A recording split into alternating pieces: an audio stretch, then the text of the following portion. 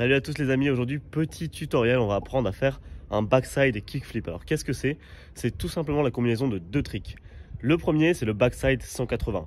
C'est tout simplement un ollie où on va faire une rotation à 180 degrés dans le sens backside. Ça veut dire quoi backside? Ça veut dire tout simplement qu'on va avoir l'arrière de notre dos qui va se retrouver à l'avant à un moment ou à un autre.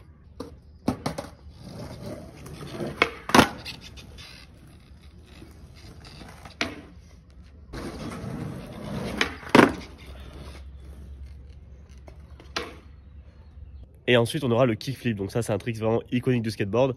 Et qu'est-ce que c'est? C'est tout simplement une rotation de la planche à 360 degrés sur son axe vertical.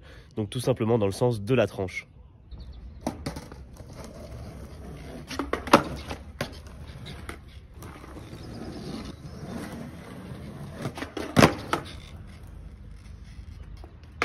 Et donc la combinaison des deux, ça nous donne un backside kickflip.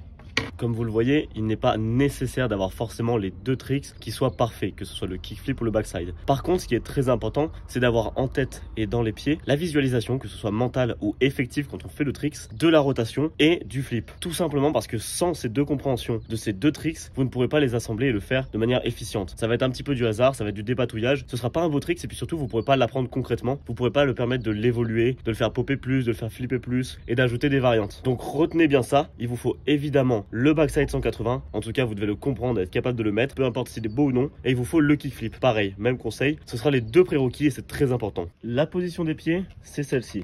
On a le pied avant ici, qui vient juste avant les vis pour pouvoir sortir ici, donc on a la ligne qui est déjà tracée, vous voyez, et on a le pied arrière ici, qui va se mettre au milieu, tout simplement pour pouvoir popper comme en position de ollie. Donc on a le pied arrière qui pop, le pied avant qui flip comme pour un kickflip, et on a évidemment la rotation du corps à 180 degrés. C'est les trois éléments.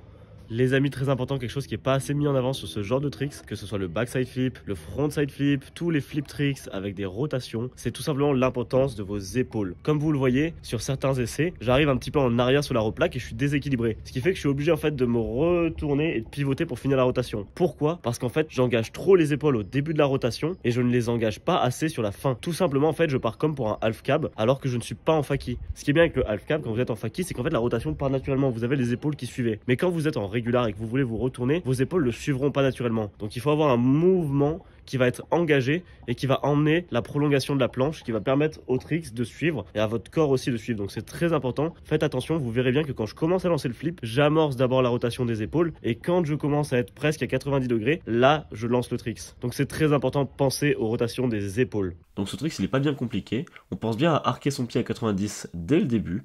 Au moment du pop, on va envoyer le flip tout en engageant les épaules. Ça va permettre à la jambe de suivre et on regarde bien la planche pour atterrir dessus sans accroc. Ça y est, notre tutoriel arrive à sa fin. D'ailleurs, n'hésitez pas à me mettre un petit like pour me dire que vous avez apprécié ce genre de vidéo. C'est vrai que j'ai encore pas mal de tricks dans ma pocket que je suis capable de vous apprendre. Donc les commentaires sont là pour ça. Si vous avez des idées de tutos ou même de sujets de vidéos, je suis preneur. En attendant, n'hésitez pas à vous abonner. Il y aura une nouvelle vidéo très prochainement. Je sais pas encore quand. J'essaye de définir le rythme que je veux tenir pour cette chaîne YouTube. En tout cas, moi, ça m'a fait grave kiffer. On se capte sur l'asphalte.